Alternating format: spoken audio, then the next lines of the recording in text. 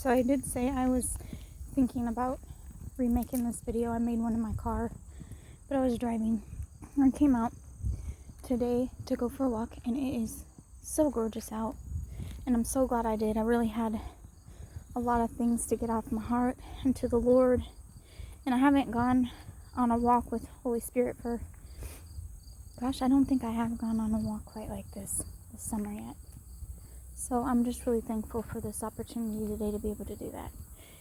Just a couple things I wanted to share is I'm going through a season where he's teaching me how to yield to him. He's been trying to teach me how to not move out of his timing and not move prematurely in a lot of different ways, like literally physically. I've had to pray for an anchoring of my soul, like of myself, like physically, so that I'm not moving quickly or out of his timing, because a lot of craziness can happen when that happens. It can bring a lot of unnecessary warfare and even physical sickness to your life. That may not be the case for everybody. That was a case for me, and I believe that I'm on the upside of it. I'll be honest, when I first started my walk today, I didn't feel like it. I really had to let myself go through it for a minute, especially like with my kids, and they're getting older, and it's really hard for me, and just kind of allowing God to heal my heart still from past hurts, wounds, and traumas, not only to myself, but of things that, my own consequences of my own actions of things that I've done. And so just kind of going through that and just receiving the mercy and grace of God.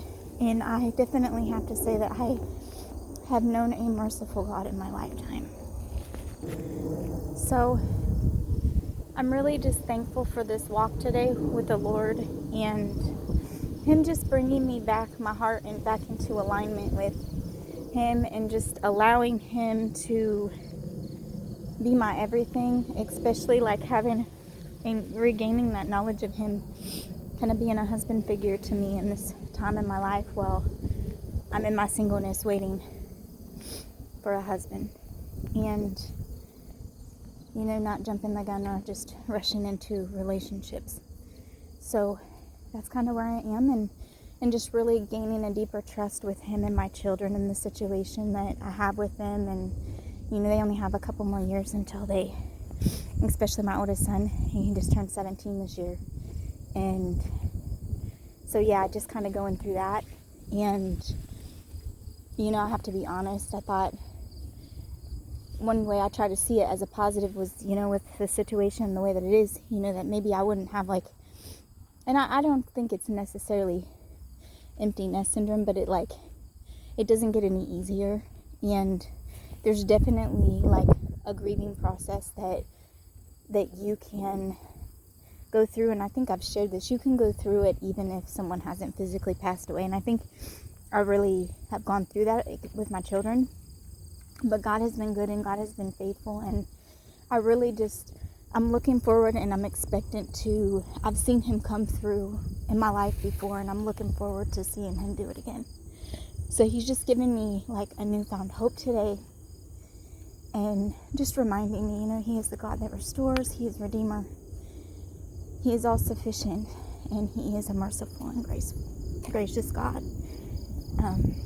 When we're in line with his will, and we walk away from the things of the world and choose not our flesh and not our will, but his will, we're allowed to see him work in our life. And so that's kind of where I am on my journey. I hope everybody is having a blessed day. And like I just said in my last little video clip I made, you woke up today, no matter what you're going through, no matter what circumstances you're in, no matter what situations you're facing, there is still hope, and he still has a plan and a purpose for your life on this earth.